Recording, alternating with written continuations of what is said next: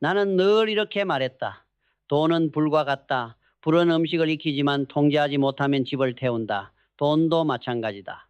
다스릴 수 있으면 자산이 되지만 감당하지 못하면 인생의 짐이 된다. 사람들은 돈을 단순한 숫자나 지폐로 본다. 그러나 진짜로 돈을 이해하는 사람은 그 안에 숨어 있는 불의 속성을 본다. 그것은 따뜻함과 파괴를 동시에 품은 존재다. 문제는 대부분의 사람들이 그 불을 제대로 다루는 법을 배우지 않은 채 불장난을 한다는 것이다. 특히 초보 투자자들이 그렇다. 상승장의 끝자락에서 모두가 돈을 번다는 이야기를 들으면 불안이 찾아온다. 그 불안은 이상하게도 지금이라도 뛰어들어야 한다는 열정으로 변한다. 그러나 그 열정은 곧 빚이라는 불씨를 만든다. 시장이 조금만 식어도 그 불은 계좌가 아니라 마음부터 태워버린다. 나는 그 장면을 수없이 봐왔다. 돈이 아니라 불이 사람을 지배하는 순간이었다. 사람들은 종종 말한다. 인플레이션이 있으니 지금 빚을 내야 한다. 물가가 오르면 화폐의 가치가 떨어지고 결과적으로 빚의 부담이 줄어든다고 믿는다. 맞는 말처럼 들린다. 하지만 그것은 반쪽짜리 진리다. 시장이 반대로 움직여 자산 가격이 떨어지면 그 빚은 순식간에 족쇄로 변한다. 불이 따뜻하다고 해서 손을 넣을 수는 없는 법이다. 나는 인생 초기에 이 원리를 몸으로 배웠다. 빚을 사용할 때는 반드시 세 가지 질문을 해야 한다. 첫째, 이 빚이 나의 생산성을 높이는가? 둘째, 최악의 상황에서도 상환 가능한가? 셋째, 이 불은 통제 가능한가? 이 세 가지 중 단 하나라도 아니오라면 그 빚은 이미 위험하다. 초보자일수록 이 단순한 원리를 무시한다. 왜냐하면 눈앞의 숫자와 욕망이 모든 감각을 마비시키기 때문이다. 초심자는 빚을 지면 안 된다. 그러나 모든 빚이 나쁜 것은 아니다. 삶의 기반이 되는 실거주 자산이나 생산성을 높이는 투자라면 신중한 계산 아래에서 레버리지를 활용할 수 있다. 이때의 빚은 투기가 아니라 전략이다. 불의 세기를 조절할 줄 아는 사람만이 불을 지킨다. 나는 늘 절제해서 용기를 찾았다. 시장의 불은 피할 수 없지만 그 높이는 내가 정할 수 있었다. 그것이 진짜 투자자의 태도였다. 돈의 본질은 속도가 아니라 리듬이다. 빚을 내서 빠르게 성장하려는 사람은 많지만 그 리듬을 유지할 수 있는 사람은 드물다. 불을 크게 피우는 건 쉽다. 하지만 꺼지지 않게 유지하는 건 기술이다. 투자란 바로 그 기술의 싸움이다. 나는 종종 젊은 후배들에게 말했다. 돈을 벌기보다 먼저 돈을 다스릴 줄 알아야 한다. 돈을 벌고 싶다는 마음은 본능이지만 다스릴 줄 아는 건 지혜다.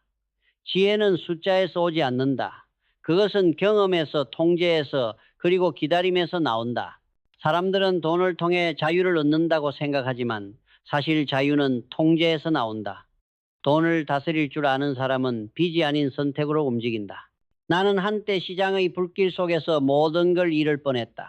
당시에는 돈을 불태워서라도 더 큰 수익을 얻을 수 있다고 믿었다. 하지만 불길이 커질수록 통제력을 잃었다. 어느 날 깨달았다. 불을 키우는 것이 아니라 불의 방향을 바꾸는 것이 진짜 기술이라는 것을. 그 후로 나는 절제의 미학을 배웠다. 더 이상 시장의 소문에 흔들리지 않고 내 리듬에 맞춰 움직였다. 불은 언제나 존재한다. 그것을 피할 수는 없다. 하지만 다스릴 수는 있다.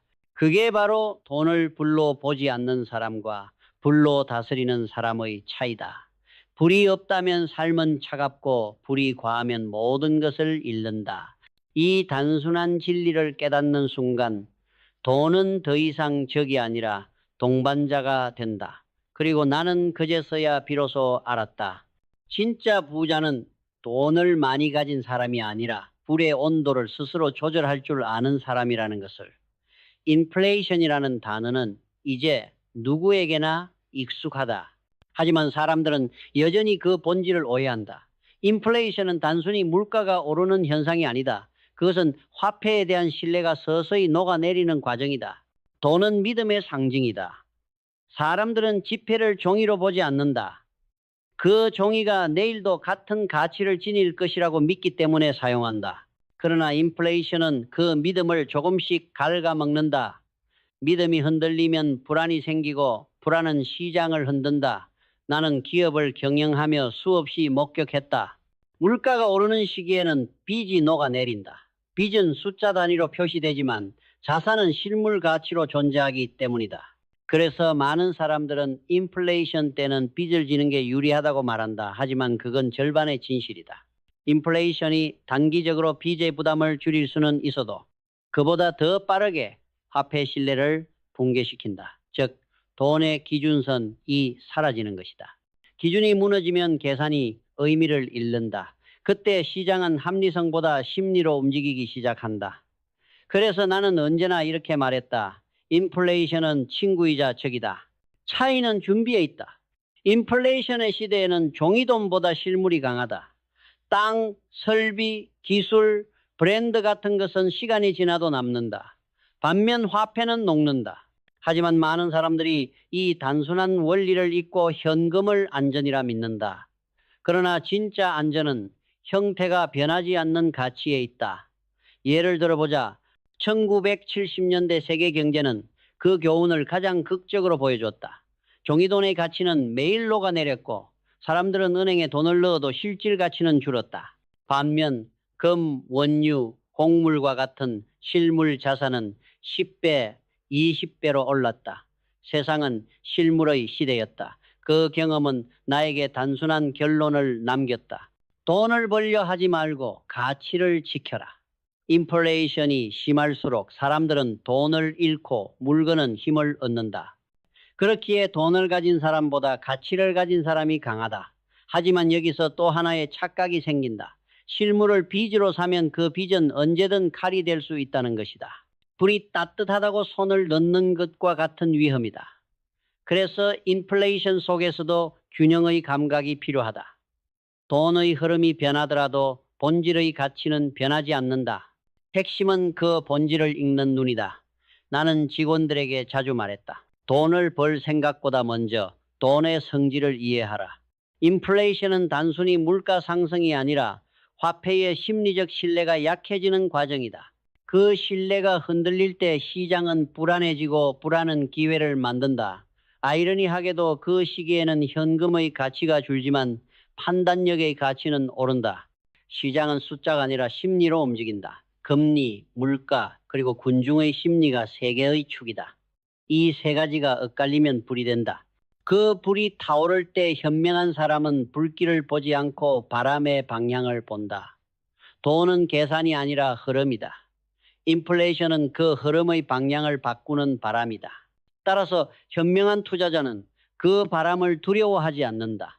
오히려 그 안에서 항로를 찾는다. 왜냐하면 바람이 없는 시장에서는 배도 움직이지 않기 때문이다. 인플레이션의 시대에 살아남는 법은 단순하다. 첫째, 신뢰가 사라지는 곳에서 기회를 본다. 둘째, 종이돈이 녹을 때 실물의 온도를 측정한다. 셋째, 사람들의 불안을 읽는다. 불안이 커질수록 기회도 커진다. 단, 그것을 잡는 사람은 심리보다 깊은 이해를 가진 사람뿐이다.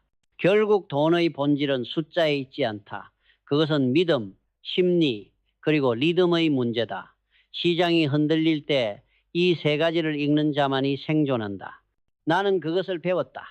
인플레이션은 단순한 경제 현상이 아니다.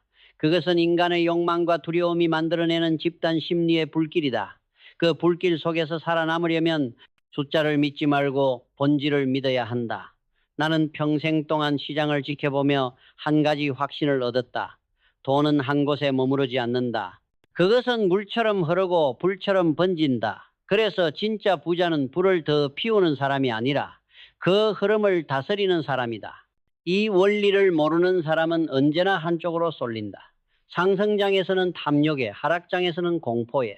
그러나 부의 핵심은 언제나 균형에 있다. 나는 이것을 불의 구조라고 불렀다. 불이 한 곳에 몰리면 타버리지만 고르게 퍼지면 따뜻하다. 투자도 마찬가지다. 모든 자산을 한 바구니에 넣는 사람은 결국 시장의 변덕에 자신의 인생을 맡기는 셈이다. 나는 언제나 리스크를 분해하고 불확실성을 흡수하는 구조를 만들었다. 그 구조의 이름이 바로 포트폴리오였다. 나는 자주 이렇게 말했다. 투자는 무엇이 오르느냐의 싸움이 아니라 무엇이 버티느냐의 싸움이다. 버티는 힘은 구조에서 나온다. 나는 10개의 어항 중 7개는 전통 자산 주식, 채권에 3개는 대체 자산금 부동산 원자재에 두었다. 바람이 불면 한쪽은 흔들리지만 다른 쪽이 받쳐준다. 그래서 배가 기울지 않는다. 이것이 내가 배운 생존의 기술이었다. 많은 사람들이 분산을 두려움의 산물이라 생각한다. 하지만 그것은 오해다. 분산은 생존의 기술이며 균형은 부의 본능이다. 기업도 이와 같다. 하나의 제품, 하나의 거래처에 의존하는 기업은 위기에 약하다. 반면 여러 기반을 가진 기업은 불황에도 버틴다. 나는 이를 생존의 리듬이라 불렀다. 리듬이 깨지면 불안이 생기고 불안은 판단력을 흐린다.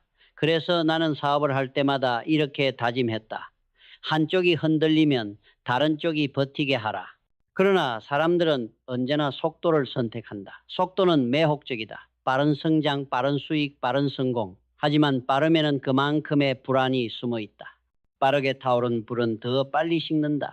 그래서 나는 속도보다 구조, 집중보다 균형을 선택했다. 그것이 장기적으로 나를 살린 이유였다. 분산의 미학은 단순히 자산을 나누는 것이 아니다. 그것은 심리의 균형을 훈련하는 과정이다. 시장에 대한 신뢰와 두려움의 비율을 조절하는 기술이다. 나는 종종 젊은 투자자들에게 물었다. 당신의 포트폴리오에는 마음의 여유가 들어있습니까? 그들은 대답하지 못했다. 왜냐하면 그들의 투자에는 수익만 있고 리듬이 없었기 때문이다. 나는 시장을 계절에 비유했다. 봄에는 낙관이 피어나고 여름에는 탐욕이 자라며 가을에는 조정이 찾아오고 겨울에는 두려움이 내린다. 문제는 대부분의 사람들이 여름의 열기 속에서 영원히 봄일 거라 착각한다는 것이다. 코로나 이후의 시장이 그랬다. 언택트, 기술주, NFT 모두가 불타는 여름이었다. 그러나 결국 그 불은 식었고 남은 것은 재였다. 그때 나는 젊은 후배들에게 이렇게 말했다. 시장의 계절은 반복된다. 봄을 기다리려면 겨울을 견뎌야 한다. 나는 늘 시장의 색을 바꾸려 하지 않았다. 다만 색이 변할 때 먼저 눈을 떴다. 그게 진짜 투자자의 본능이다. 시장에는 늘 변동이 있다. 하지만 그 속에서 버티는 힘은 균형의 구조에서 나온다. 불길이 번질 때 불을 끄려 하지 말고 방향을 조절하라. 그 방향을 감지하는 능력이 바로 분산의 지혜다. 돈은 속도가 아니라 구조의 결과다. 불은 강도가 아니라 흐름의 문제다. 그리고 시장의 생존자는 언제나 흐름을 아는 사람이었다. 나는 그 사실을 평생 잊지 않았다. 나는 시장의 수많은 위기를 직접 경험했다. IMF, 글로벌 금융위기, 환율 급등과 같은 폭풍들이 몰아칠 때마다 사람들의 얼굴에는 공포가 드리워졌다. 그러나 이상하게도 그 시기마다 새로운 부자가 태어났다. 나는 그들을 보며 깨달았다. 위기의 본질은 외부 사건이 아니라 그것을 해석하는 인간의 마음에 있다. 시장이 흔들릴 때 대부분의 사람들은 끝났다고 말한다. 주가가 하루 3% 떨어지면 세계가 무너지는 듯하고 금리가 오르면 모두 파산할 것처럼 두려워한다. 그러나 진짜 위기를 보는 눈은 다르다. 그들은 묻는다. 이 변화가 구조적인가 아니면 일시적인가? 이 단 한 줄의 질문이 투자자의 운명을 갈라놓는다. 나는 언제나 세 가지 원칙을 지켰다. 첫째, 분산하라. 둘째, 과도한 확신을 버려라. 셋째, 평정심을 유지하라. 이 세 가지는 단순해 보이지만 시장이 불타오를 때 가장 지키기 어려운 덕목이다. 공포 속에서 냉정을 유지하는 사람만이 기회를 잡는다. 나는 그 원칙을 사업에도 적용했다. 회사가 흔들릴 때 다른 사람들은 돈을 먼저 받지만 나는 구조를 먼저 봤다. 왜냐하면 돈은 사라져도 구조는 남기 때문이다. 구조는 다시 불을 붙이는 토대다. 시장이 꺼져도 구조가 있으면 불씨는 살아남는다. 사람들은 위기 때마다 현금을 모은다. 나는 그때마다 지식과 시스템을 쌓았다. 현금은 위기를 버티게 하지만 지식은 다음 기회를 만든다. 그때 배운 교훈은 평생의 자산이 된다. 돈은 사라질 수 있지만 배움은 절대 잃지 않는다. 위기는 언제나 반복된다. 이름만 바뀔 뿐 본질은 같다. 냉정한 사람은 위기를 수업으로 만들고 감정적인 사람은 그것을 파멸로 만든다. 이 차이는 지능이 아니라 태도의 문제다. 나는 수많은 성공가들 속에서 하나의 공통점을 보았다. 그들은 뛰어난 재능보다 일관된 태도를 가지고 있었다. 태도는 시장보다 강했고 위기보다 오래갔다. 나는 돈을 벌었지만 돈보다 절제를 더 믿었다. 절제가 없는 분은 오래가지 않는다. 욕망은 인간을 움직이지만 통제하지 못하면 인간을 삼킨다. 그래서 나는 언제나 한 걸음 멈추는 연습을 했다. 시장이 오를 때도 나 자신을 멈췄다. 남들이 흥분할 때 나는 침묵했다. 그 침묵의 시간은 나를 구했다. 사람들은 더 벌기 위해 달려야 한다고 말한다. 하지만 나는 얼마나 버는가 보다 얼마나 남기는가를 봤다. 남는 것은 단지 돈이 아니라 리듬이다. 리듬을 잃으면 공포가 들어오고 공포는 실수를 만든다. 절제는 그 리듬을 지켜주는 가장 강력한 방패다. 절제는 포기가 아니다. 포기는 기회를 버리는 것이고 절제는 타이밍을 기다리는 것이다. 나는 그렇게 배웠다. 기다림 속에서 판단이 자라고 판단 속에서 부가 만들어진다. 시장의 소음에 휘둘리지 않고 내 안의 리듬을 지키는 것. 그것이 진짜 부자의 습관이다. 나는 늘 젊은 사람들에게 이렇게 말했다. 부자는 돈이 많은 사람이 아니라 스스로를 다스릴 줄 아는 사람이다. 이 말을 듣고 어떤 이들은 웃었다. 그건 이상론이지요. 현실은 돈이 없으면 아무것도 못하잖아요. 맞다. 그러나 돈을 다스릴 줄 모르는 사람에게는 돈이 많아질수록 더 큰 불행이 찾아온다. 통제하지 못한 분은 자유가 아니라 속박이 된다. 불이 과하면 집을 태우듯 돈이 과하면 마음을 태운다. 그래서 나는 언제나 절제를 선택했다. 절제는 느리지만 강하다. 그것은 욕망을 억누르는 것이 아니라 욕망을 길들이는 기술이다. 그 기술을 익힌 사람만이 위기 속에서도 중심을 잃지 않는다. 결국 투자든 인생이든 태도는 위기보다 강하다. 태도가 흔들리지 않으면 시장이 흔들려도 무너지지 않는다. 그것이 내가 수많은 폭풍 속에서도 다시 일어설 수 있었던 이유다. 나는 평생 돈을 다루었지만 마지막에 남은 것은 돈이 아니었다. 그것은 절제, 균형, 그리고 자신을 다스리는 태도였다. 사람들은 흔히 말한다. 돈이 많으면 자유롭다. 하지만 나는 수많은 부자들을 보며 알았다. 돈이 많다고 해서 자유로워지는 것이 아니라 자신을 다스릴 줄 아는 사람만이 자유로워진다. 돈이란 결국 사람의 감정을 비추는 거울이다. 시장이 뜨거우면 마음도 달아오르고 시장이 식으면 마음도 얼어붙는다. 그 거울을 제어하지 못하면 결국 돈이 사람을 끌고 간다. 나는 젊은 시절엔 돈을 쫓았다. 하지만 세월이 흐르며 깨달았다. 돈은 쫓는다고 오는 것이 아니라 이해한 만큼 머무른다. 돈을 이해한다는 것은 곧 자신을 이해한다는 것이다. 내 욕망이 어디서 비롯되는지, 내가 무엇을 두려워하는지를 아는 사람만이 돈의 흐름을 읽을 수 있다. 그래서 나는 늘 직원들에게 말했다. 돈을 벌기 전에 너 자신을 알아라. 인생의 마지막에 이르러 돌아보면 진짜 부는 통장에 찍힌 숫자가 아니라 마음의 온도였다. 그 온도가 일정하면 어떤 시장에서도 흔들리지 않는다. 나는 그렇게 내 삶을 조율했다. 돈이 너무 많을 때도 들뜨지 않았고 일었을 때도 무너지지 않았다. 불길이 커지면 바람을 막고 불이 약해지면 장작을 더했다. 그 단순한 조절이 평생의 리듬을 만들었다. 이 세상에는 두 종류의 부자가 있다. 하나는 돈을 키우는 부자, 다른 하나는 자신을 키우는 부자다. 전자는 돈을 벌지만 불안하다. 시장이 흔들리면 잠을 못 잔다. 후자는 시장이 흔들려도 미소 짓는다. 왜냐하면 돈이 아니라 리듬을 가지고 있기 때문이다. 리듬이 있는 사람은 세상의 속도에 휘둘리지 않는다. 자신만의 속도로, 자신의 기준으로, 자신의 타이밍으로 움직인다. 나는 그런 부자가 되고 싶었다. 그래서 언제나 속도보다 방향, 욕망보다 절제를 선택했다. 그 선택이 나를 구했고 회사를 지켰으며 가족을 편안하게 했다. 사람들은 종종 나에게 물었다. 회장님, 그렇게 큰 돈을 벌었는데도 왜 여전히 검소하십니까? 나는 미소 지으며 대답했다. 나는 돈을 믿지 않습니다. 돈의 흐름을 믿습니다. 돈은 물처럼 흐르고 불처럼 타오르며 바람처럼 사라진다. 그것을 붙잡으려는 순간 이미 놓치고 있는 것이다. 그래서 나는 집착하지 않았다. 오히려 돈이 내 손을 떠날 때 그 이유를 관찰했다. 그 과정에서 배운 것은 돈보다 값졌다. 나는 마지막까지 깨달았다. 돈은 인간의 거울이자 스승이다. 그 거울은 당신의 인내를 비추고 그 스승은 당신의 태도를 시험한다. 결국 부자의 길은 기술이 아니라 태도의 문제다.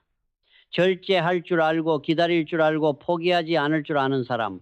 그런 사람이 시장을 이기고 인생을 이긴다. 그리고 나는 이제 확신한다. 진짜 부자는 돈을 가진 사람이 아니라 자신을 다스릴 줄 아는 사람이다. 시장이 변해도 세상이 흔들려도 이 진리만은 변하지 않는다. 그것이 내가 평생을 걸쳐 얻은 마지막 결론이다. 불은 위험하지 않다. 다만 불을 다스릴 줄 모르는 인간이 위험할 뿐이다.